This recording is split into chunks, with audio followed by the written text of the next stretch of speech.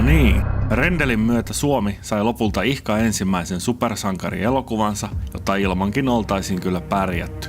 Rendelissä yrmeä päähahmomme mätkii ilman supervoimia, Batman-tyylisiä apuvälineitä tai edes aseita yksi kerrallaan hakattaviksi juoksevia kasvottomia pahiksia mainoskuvamaisesti valaistuissa loputtomissa varastohelveteissä.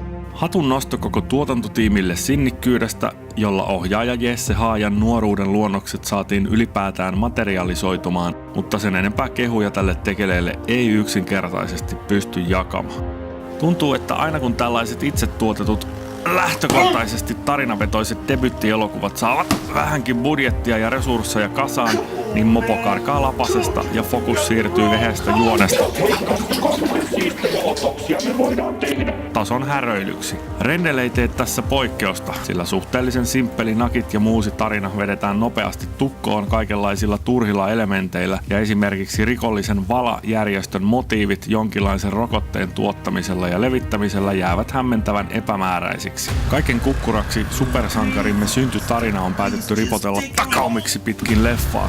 Sinänsä rohkea tarinankerronnallinen veto, jossa ei kuitenkaan tässä asiayhteydessä ole mitään järkeä.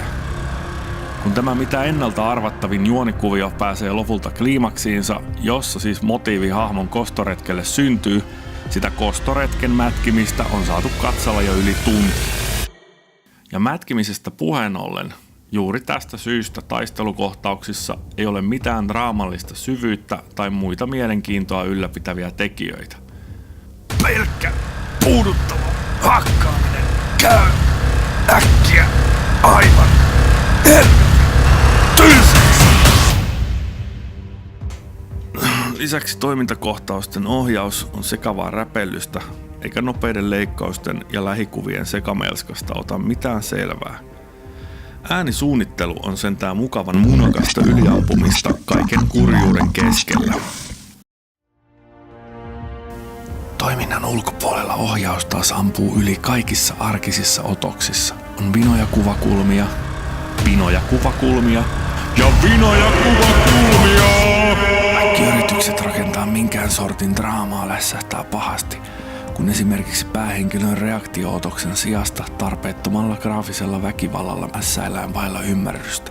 Leffateatterissa oli aistittavissa väkevä kollektiivisen pahoinvoinnin ilmapiiri dramaattisimmiksi tarkoitettujen kohtausten aikana, ja itsekin teki mieli lähteä tarpomaan. Puhutaan tähän lopuksi vielä tästä omituisesta sisäpiirijuttujen viljelemisestä, jota maailman markkinoille selvästi tarkoitetut suomileffat tekee.